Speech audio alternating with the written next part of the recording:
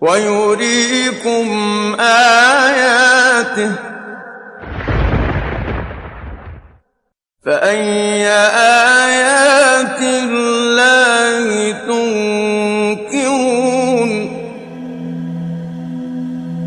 Till the beginning of 20th century, the people thought that the universe is static, and there is no start and end for it. It was a reason for materialism to deny the existence of the Creator. But in modern era of science, several researches, observations and calculations have been done which shed light to some cosmological facts.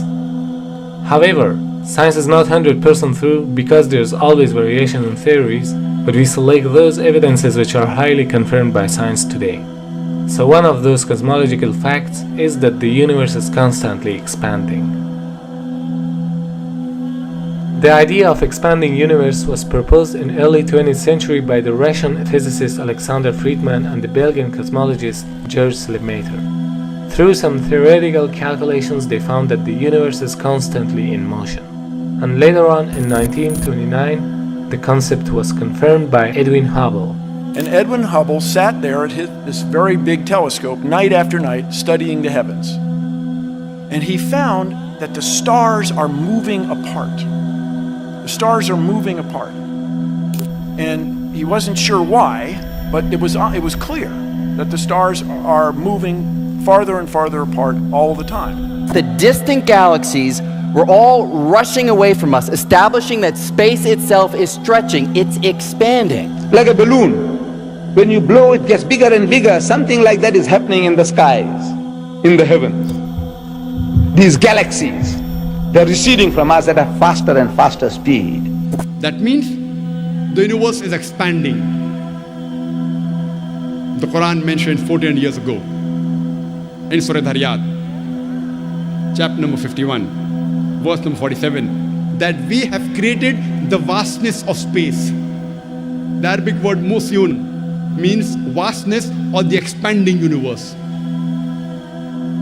So if we reverse the expansion, the galaxies will get closer and closer until a point where they were blended together. And if we continue the reversing process, they would be pushed and pushed until we reach to a point where there was nothing. There's really nothing. There's no space, there's no time, there's no matter, there's no energy. It's nothing but the potential to exist. And out of that bursts the universe. Well, where did it take place? It took place over there, it took place over there. Where did it take place? Actually, it took place everywhere, because the universe itself was extremely small at that time. It's impossible to describe the moment of creation in human language. All we know is that from what may have been nothing, we go to a state of almost infinite density and infinite temperature and infinite violence. بديع السماوات والأرض وإذا قضى أمرا فإنما يقول له كن فيكون.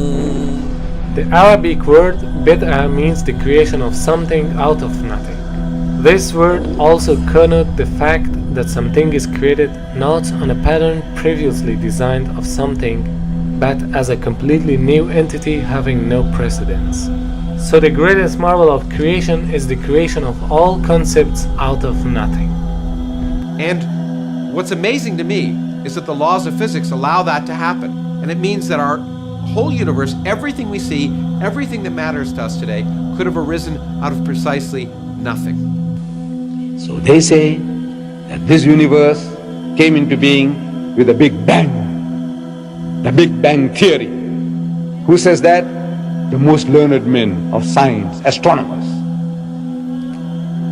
Allah says, أَوَلَمْ يَرَ الَّذِينَ كَفَرُوا. He says, do not the unbelievers see? These atheists, these agnostics, the people who deny the existence of God, can't they see? In other words, Allah expects them to see, to be able to see, to witness. أَوَلَمْ يَرَ الَّذِينَ كَفَرُوا أَنَّ السَّمَاوَاتِ وَالْأَرْضَ كَانَتَ رَتْقًا. That the heavens and the earth were joined together as one unit of creation. فَفَتَقْنَاهُمَا. And he split them asunder. Who is he talking to? Who is he addressing? Kafir. Which kafir? The Bedouins of 1400 years ago? No. He is talking to the men of science, men of learning, who are now expounding to the world the theory of creation. So after the explosion, the Big Bang, what should be there? Smoke or clouds of gases, right?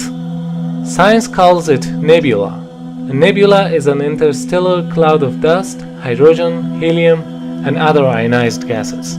Now here the Quran says, ثم استوى إلى السماء وهي الدخان. Then he directed himself to the heaven while it was smoke.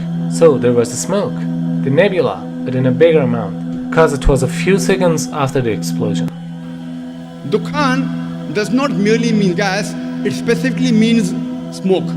And today scientists say that smoke is a more closer and more scientific as compared to gas, because that time it was hot.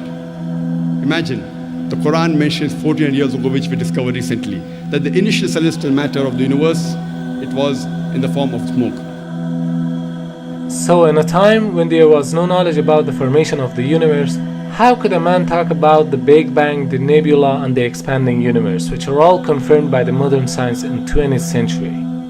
Indeed, these facts indicate that Quran is not words of a man, rather it's words of a wise creator who created the universe and knows about it in details.